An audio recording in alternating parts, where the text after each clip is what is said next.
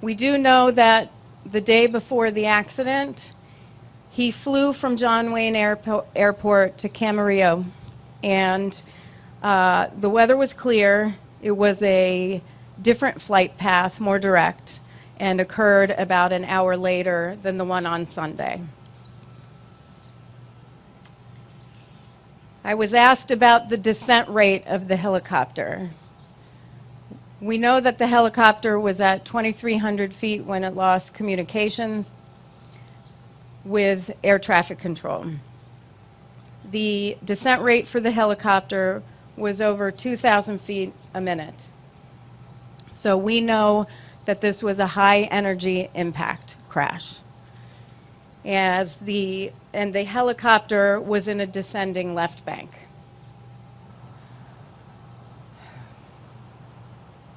The question is, did we locate all the significant components?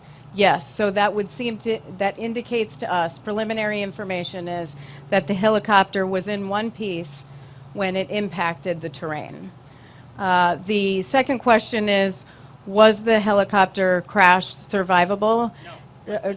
Was the dive recoverable?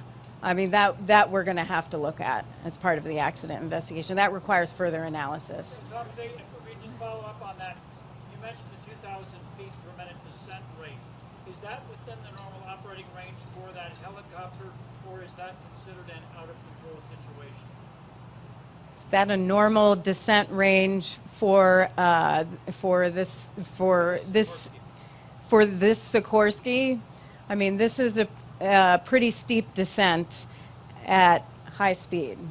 So it wouldn't be a normal landing speed. Is that beyond the realm of the helicopter to handle? Do flight controls still work? Does the pitch still control that? That's something we're going to have. Can the helicopter handle this? And that's something we're going to have to evaluate as part of the investigations. In 10 days, we're going to issue a preliminary report. That is going to contain factual information. It's not going to contain our findings, our analysis. It's not going to contain any safety recommendations or a probable cause, but it's going to provide some factual information, more than we have now, but just the facts. In about 12 to 18 months, we hope to have a final report, which will include findings, recommendations, and a probable cause. In that time, we could issue urgent safety recommendations. So at the end, when we issue a final report, we issue safety recommendations that we hope will be implemented by the recipients. And the goal is to prevent a similar accident from happening again. 2 recommendations that have been issued in the past that the FAA has failed to act on, I want to talk about. I was asked about Terrain Awareness and Warning System, or TAWS, which provides terrain information to the pilot. I was asked whether that was on this helicopter. We have verified it was not. In 2004, the NTSB investigated a crash involving an S-76A in Galveston, Texas, which killed 10 people. We issued a recommendation to the Federal Aviation Administration that stated, require all existing and new U.S. registered turbine-powered rotorcraft certificated for 6 or more passenger seats to be equipped with a terrain awareness and warning system. They did not implement the recommendation. In 2014, we closed the recommendation as unacceptable.